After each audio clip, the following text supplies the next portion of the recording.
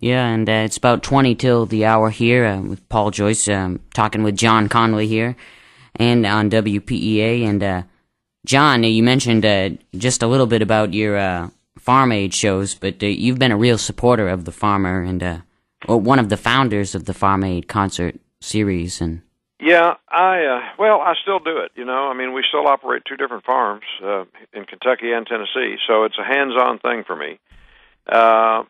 We are still slowly but surely losing the old family farm system.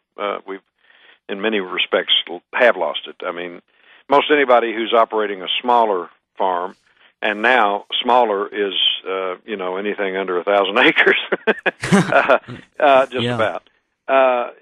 There are very few people who can make a living doing that full time. I mean, anybody that, like me, who's operating 200 or 300 acres, has a way to, bolster that from other sources of income, as I have to do to keep it going. So, that's where we are. But Farm Aid, I hopefully slowed the train down, and maybe we'll get back to it in some fashion or other. I hope. I think it's dangerous if we don't. You've done some great work helping to raise over $13 million to aid the American farmer. Congratulations. Oh, thank you. The money was never we knew going in, and it's still true, there's no way to raise enough money to change it. The best you can do is bring awareness to the fact that we do need, one of the greatest hopes for the smaller operation, I will say, is the turn toward, the politically correct organic farming, where it's all organic. I mean, folks, if you eat any kind of food, I don't know very many synthetic potatoes.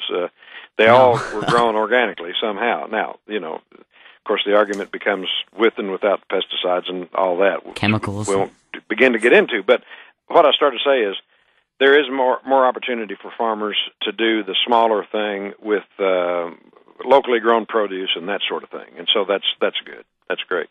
And you've also helped to raise over hundreds of thousands of dollars for Feed the Children. Right. In fact, the song you played before we started talking is the one that kind of got that started. Busted, right.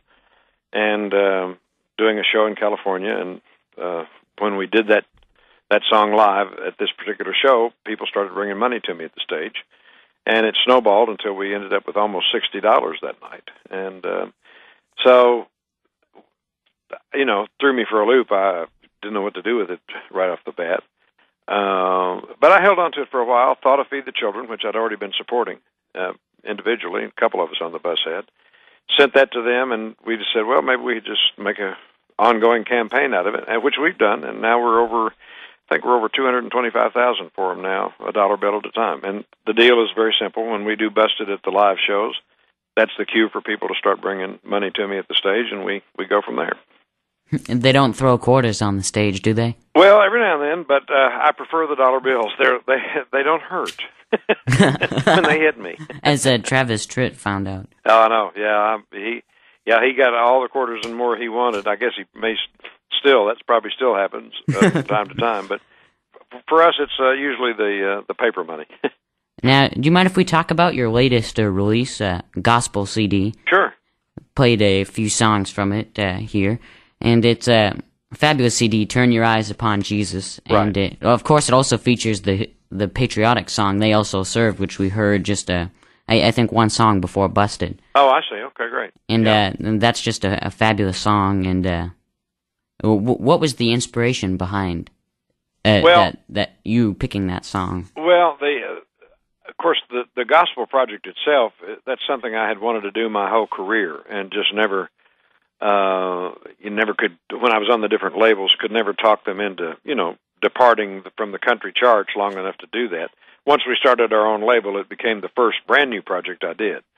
And but at the time we were recording that, it was in the early years of the war, and while we were at it, I put out the word, while we were looking for some new gospel songs to put on this album, I put out the word, well, if there's any new patriotic songs, I'd love to hear those too. And so that was one of the songs that was pitched to me.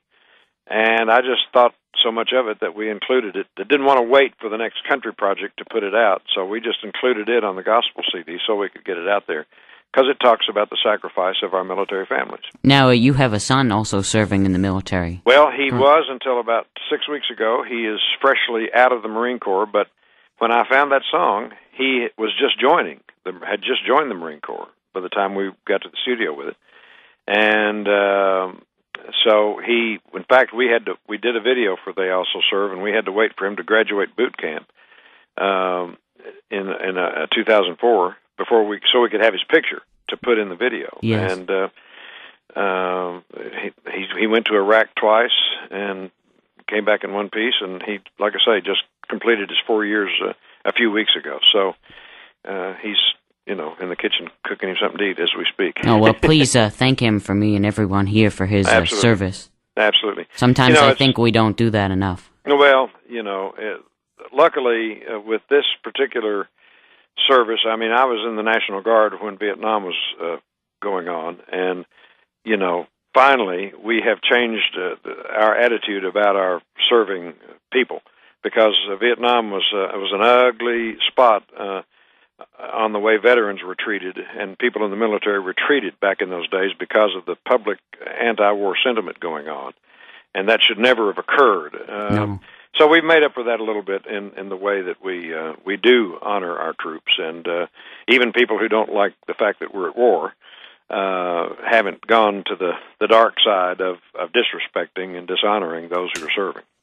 And that is true, and thank you for your service too. You're a great American, John. Well, thank you. I just, like everybody else, want to do my part.